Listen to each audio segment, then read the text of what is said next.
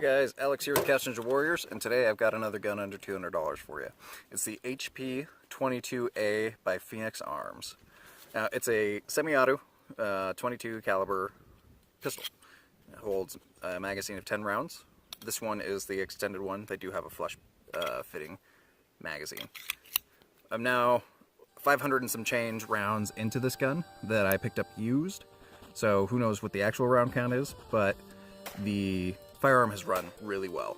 And when you can regularly buy this gun brand new for under $200, I think that's a solid win. This gun has some quirks to it. It's got a strange manual of arms.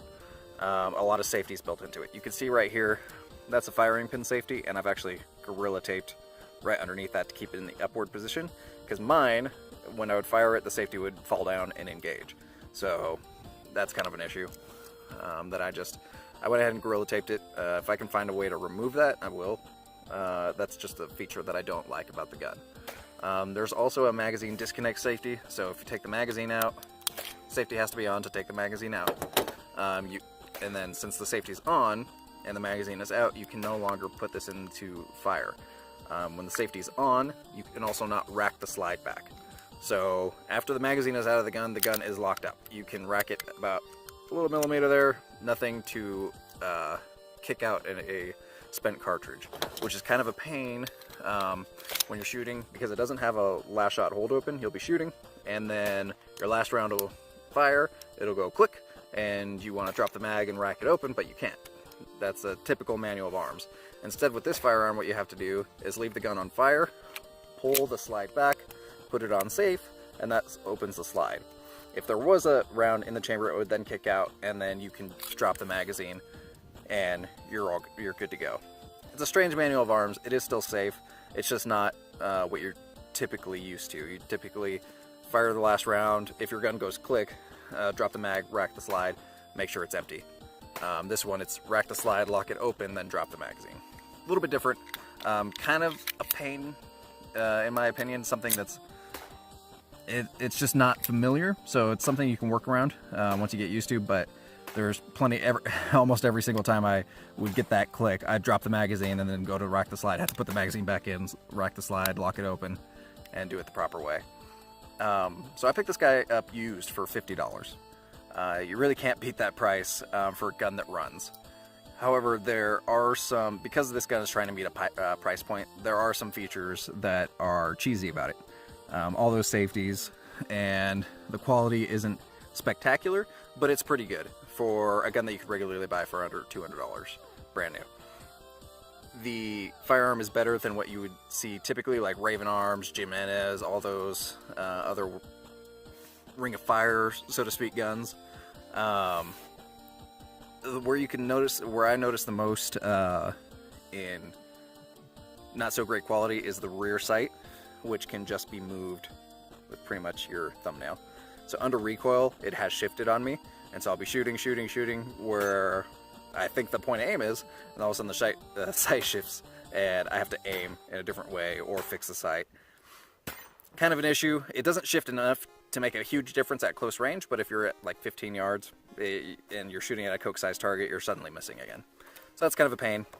But overall, I really like the gun. Even if I had spent $125 on it, I would be happy with it.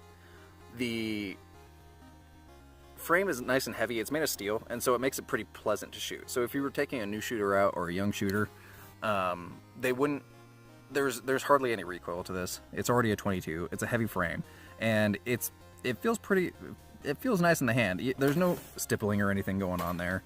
Again, trying to meet a price point, but what checkering there is on the grips is enough to get a nice solid grip onto the gun.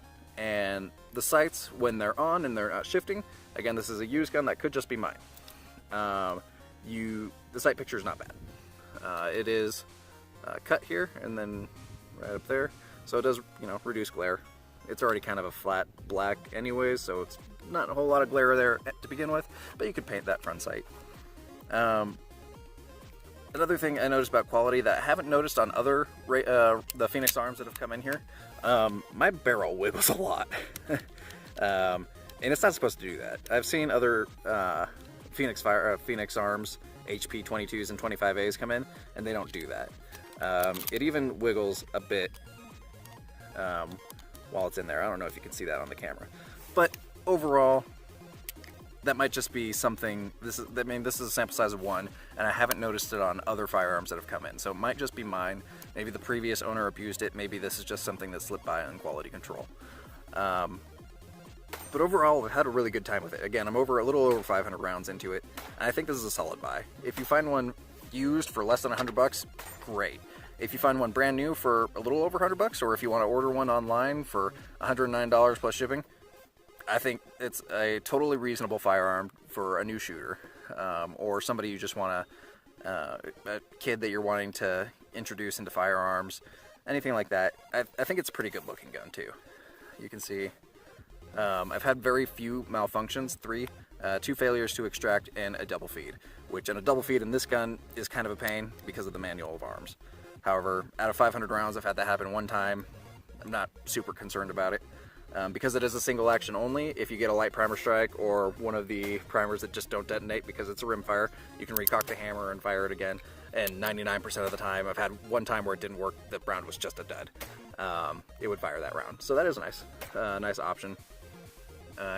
Overall, I would totally recommend the firearm if you happen to come across one or if you want to order one. I think it's a solid buy. I'm pretty happy with it. I do have a flush magazine that didn't work, so I've got the extended magazine in it with the short barrel, which I think the extended mag looks goofy, but it's pretty comfortable. So you can get your pinky on there. Makes it a nice solid gun. If you got the Rangemaster version with the 5-inch barrel, I think that would be even more fun for a range gun.